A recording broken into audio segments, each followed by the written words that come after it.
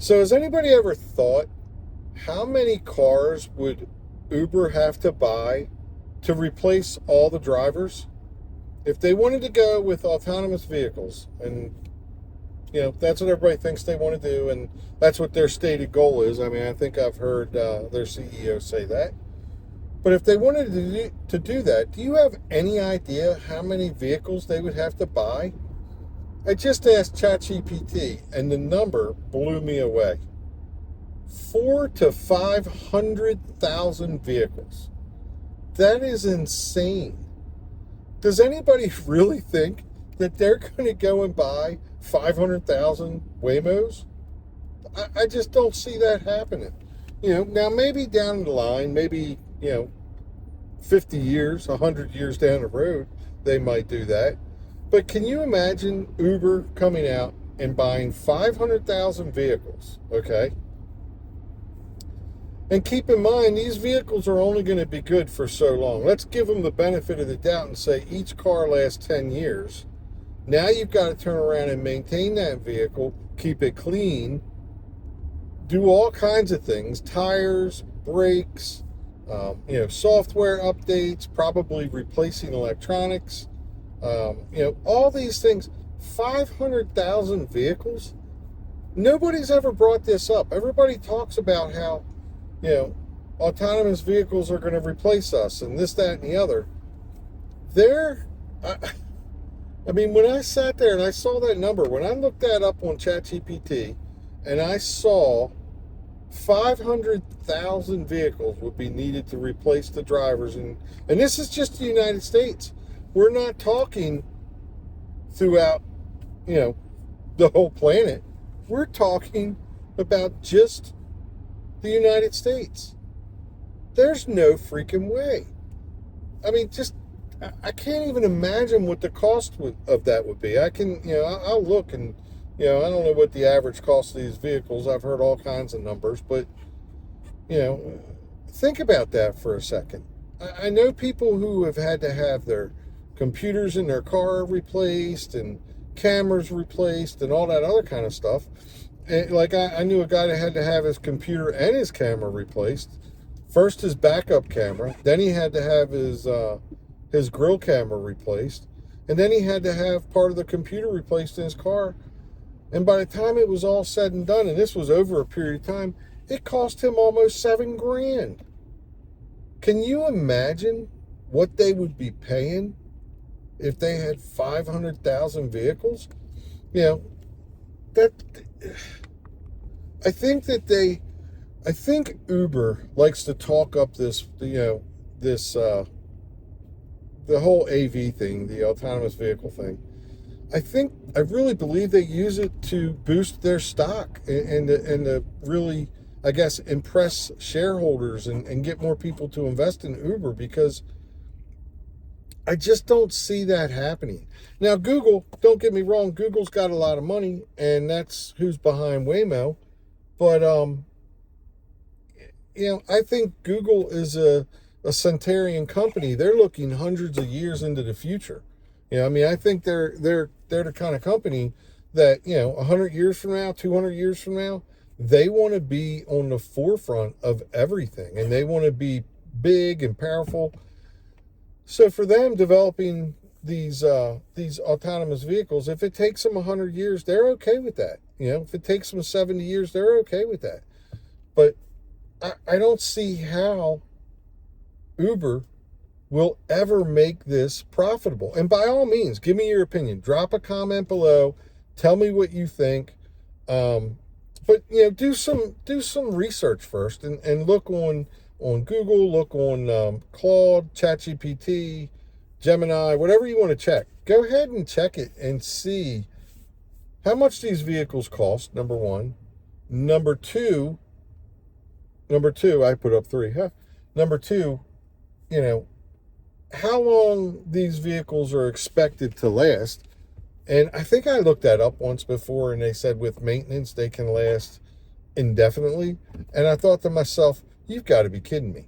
Look, with maintenance, you can make a car last 10 years. Okay, I believe that.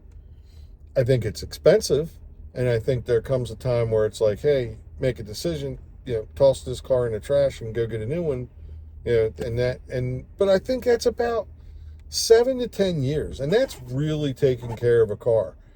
I don't see these autonomous vehicles being really taken care of because, at the end of the day, the people who are maintaining them and are cleaning them and are charging them or fueling them, whatever, they've got no skin in the game. It's not their car. They don't care. Okay? The people getting in them, they're not going to care.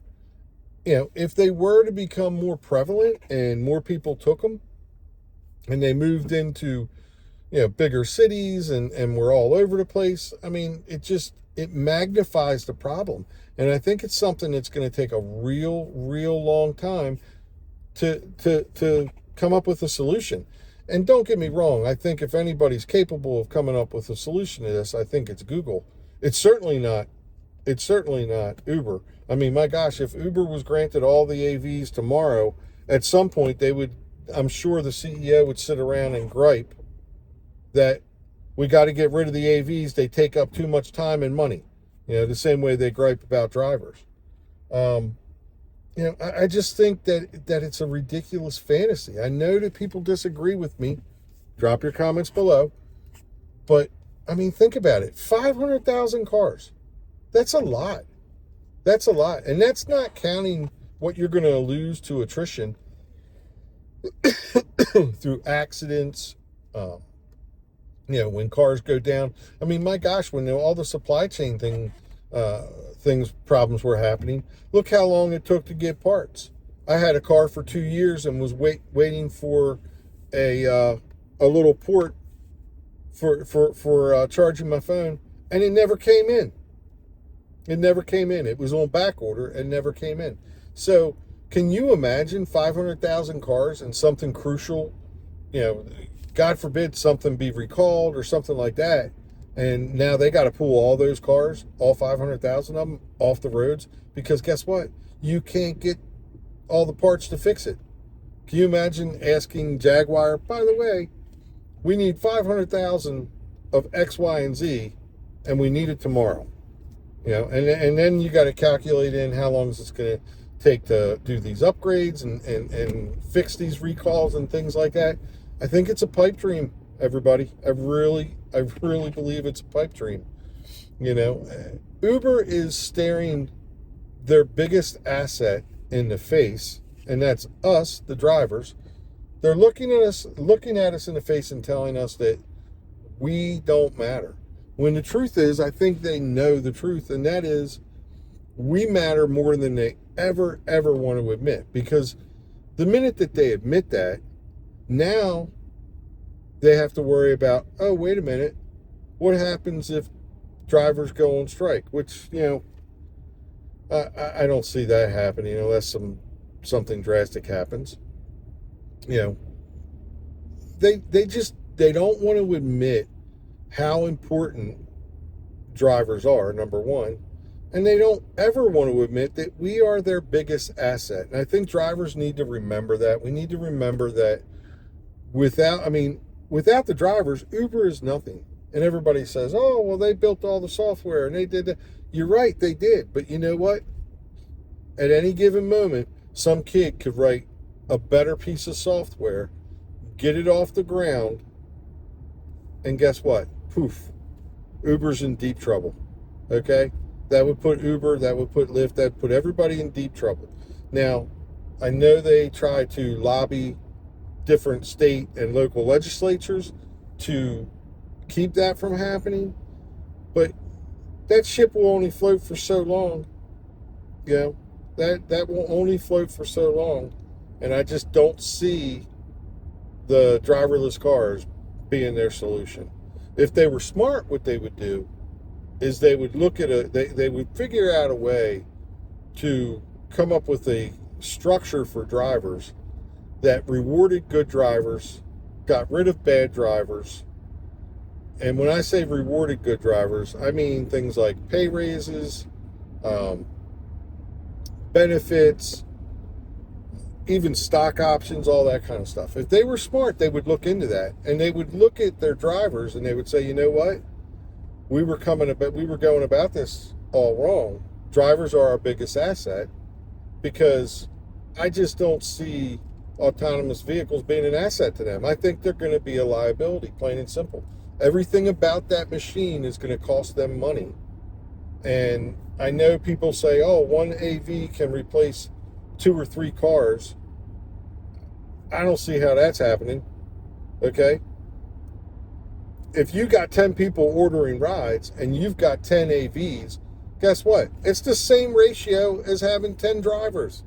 So how is it going to, granted, it may be a little bit more efficient because maybe you can run the AVs a little bit longer, but keep in mind, every minute that AV is out on the road driving, it's suffering from wear and tear. It's going to have to come back home and get charged or fueled or cleaned. Okay? I can't wait for the first time for somebody to take a poop in the back of one of these Waymos and somebody else get in it and sit in it. That's that is YouTube gold right there. So if that happens, by all means, post it on YouTube. I'll lose it. But I mean, come on. These autonomous vehicles, I think we're all afraid. And Uber benefits from this with drivers too, because now drivers are running around going, oh, we're going to lose our jobs. We're going to be replaced by robots. You're not. I just don't see it happening. 500,000 cars. First person that takes a dump in one, and it's all over with. Can you imagine making headline news? Today, Susie Q sat in a dump, literally. So, yeah, if I was you, and I am you, I really wouldn't be concerned about these cars. Now, I mean, markets are going to have, Waymo's going to come in, and they're going to partner with Uber and, whoever else. And they're going to come into different markets and cities, and they're going to run, cars, and they're going to do their testing and everything like that. But, I mean, do some research. Look into it and ask. Go on ChatGPT and try and find out how many drivers are located in the Washington, D.C. area. How many drivers are located in the Baltimore area? There's no way they can replace all these drivers. It's just 500,000 cars is just out of the realm of possibility right now. It would be more of a headache than it would be a benefit. So, all right, with that being said, drop your comments below. If you like this content, absolutely subscribe. I appreciate it. And let me know if anybody knows of anybody taking a dump in a Waymo, because if that video is out there, I want to watch it. That's hilarious. Y'all have a good one. Go out there and make some money. See you in the next video.